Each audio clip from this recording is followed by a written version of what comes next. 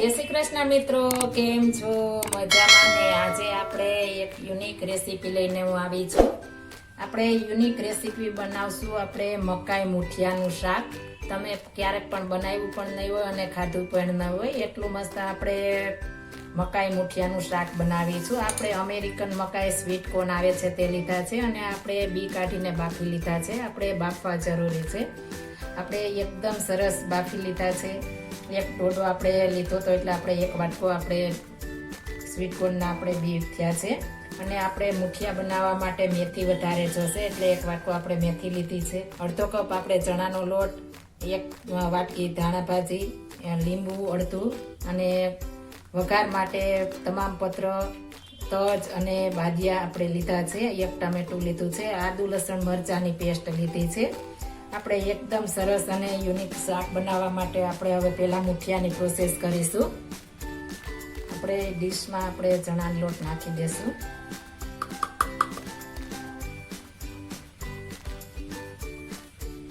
ત્યારબાદ આપણે હવે મસાલા કરીશું.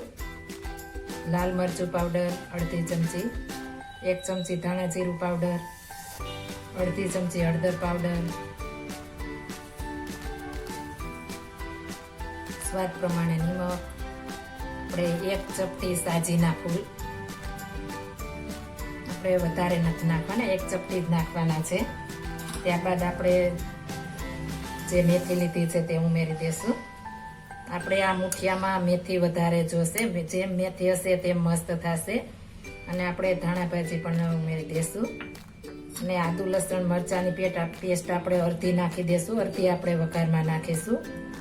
અને લીંબુનો રસ આપણે અડધો નાખી દેશું. અને 1 ચમચી જેટલું આપણે તેલ નાખશું. આપણે વધારે તેલ પણ નથી નાખવાનું, 1 ચમચી જેટલું આપણે તેલ નાખ્યું છે. આ બધું સરસ આપણે આ રીતના મિક્સ કરી લેવાનું છે. પાણી જો જરૂર પડે તો જ આપણે ઉમેરવાનું છે, નહીંતર આપણે ઉમેરવાનું નથી. મેથીમાં અને ધાણા ભાજીમાં પાણીનો ભાગ હોય છે એટલે આપણે પાણી પહેલાં ઉમેરવાનું જ નથી. જરૂર પડે તો જ આપણે ઉમેરીશું. આપણે થોડું એવું પાણીની જરૂર પડશે એટલે આપણે હાથમાં લઈને છટકોરો જ આપવાનો છે, વધારે નથી નાખવાનો. આ રીતના આપણે છટકોરો આપી દઈશું તો એ પણ મસ્ત થઈ જશે. આપણે સરસ મિક્સ થઈ ગયું છે. હવે આપણે નાની નાની ગોળી વાળી લેશું. આપણે જેવી સાઈઝની મોટી ખાતા હોય મોટી બનાવવાની, આપણે આવડી હશે તો પણ મોટી થશે એટલે આપણે મીડિયમ બનાવીશું. બહુ મોટી નહીં બનાવીએ તો પણ મોટી થશે. આપણે ફૂલશે બહુ જ મસ્ત. આ રીતના આપણે બધી ગોળી વાળી લેશું. ગોળ આપણે બધી ગોળી તૈયાર થઈ ગઈ છે. હવે આપણે વઘાર કરીશું.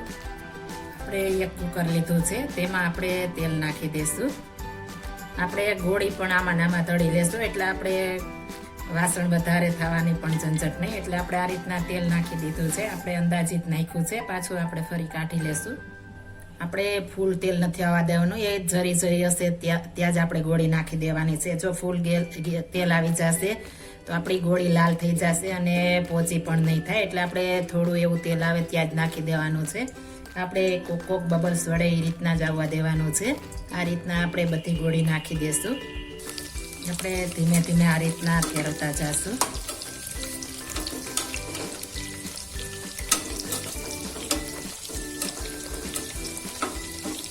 ઓછું તેલ આવેલું હશે તો આપણે એકદમ પોચી રૂ જેવી થશે ગોળી. આપણે એકદમ સરસ ચડવા માંડી છે. આપણે આછો બ્રાઉન કલર થવા દેવાની છે. આ રીતના આપણે બંને બાજુથી તળતા જઈશું એકદમ સરસ.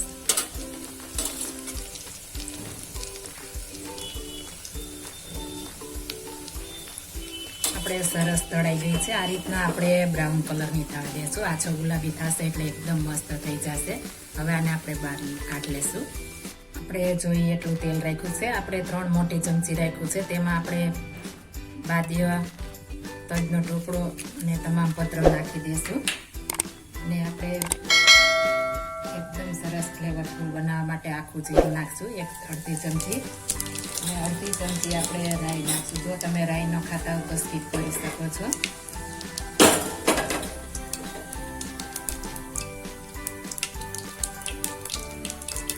એકદમ સરસ ફૂટી જવા દઈશું આપણે. સરસ ફૂટી ગયું છે. એક ડાળી આપણે લીમડો નાખી દઈશું અને અડધી ચમચી હિંગ. બધું સરસ મિક્સ કરી દઈશું. ત્યારબાદ આપણે ટમેટું ઉમેરી દઈશું.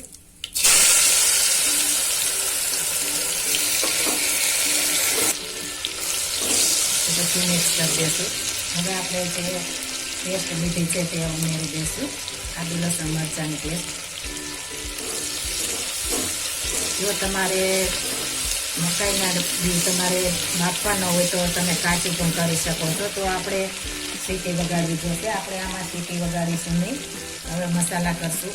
અડધી ચમચી હળદર, 1 ચમચી કાશ્મીરી લાલ મરચું પાવડર, 1 ચમચી ધાણા જીરું પાવડર, અડધી ચમચી ગરમ મસાલો પાવડર. બધું સરસ મિક્સ કરી દઈશું. હવે આપણે જે મકાઈ લીધી છે તે ઉમેરી દઈશું.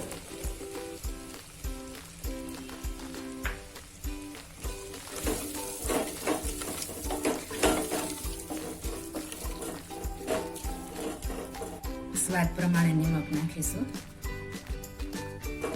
એ સરસ મિક્સ કરી દઈશું. આપણે થોડો એવો ગોળ નાખીશું. લીંબુ નાખીશું એટલે આપણે બધા મસાલા બેલેન્સ કરે એટલા માટે. અને આપણે લીંબુનો રસ પણ ઉમેરી દઈશું. સરસ મિક્સ કરી દઈશું. હવે તેમાં આપણે પાણી નાખશું. આપણે મુઠિયામાં જોશે પાણી એટલે આપણે અડધો કપ પાણી જોશે. અડધો કપ નાખ્યું છે આપણે. પાણીનો એકદમ એક ઉભરો આવવા દેવાનો છે. ત્યારબાદ જ આપણે મુઠિયા બનાવ્યા છે તે નાખીશું. આપણે પાણી સરસ ગરમ થઈ ગયું છે. ગેસની ફ્લેમ ધીમી કરી નાખીશું અને આપણે જે મુઠિયા વાળ્યા છે તે નાખી દઈશું.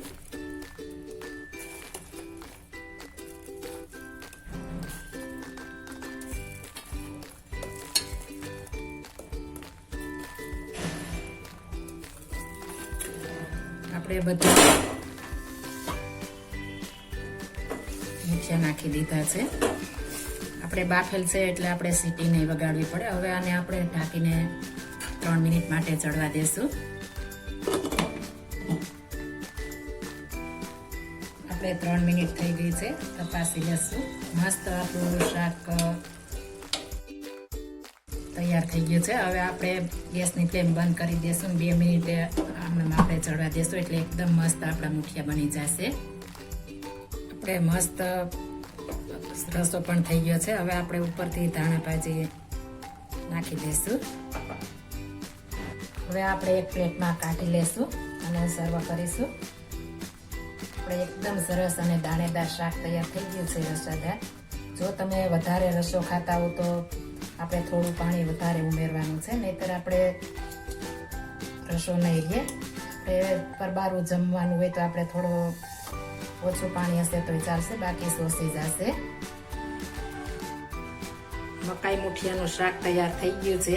એકદમ સરસ અને ખાવાની પણ મજા પડી જાય તેટલું. આ શાક આપણે રોટલી સાથે, રોટલા સાથે, ભાખરી સાથે, બધા સાથે ખાઈ શકીએ છીએ. આપણે ભાત સાથે પણ ખાઈ શકીએ એટલું મસ્ત આ શાક બને છે. તો તૈયાર છે આપણું મકાઈ મુઠિયાનું શાક. જો આ મારી રેસીપી પસંદ આવી હોય તો મારી ચેનલ લાઈક, શેર અને સબસ્ક્રાઈબ કરી દેજો. ફરી મળીશું નવી રેસીપી લઈને. જય શ્રી કૃષ્ણ.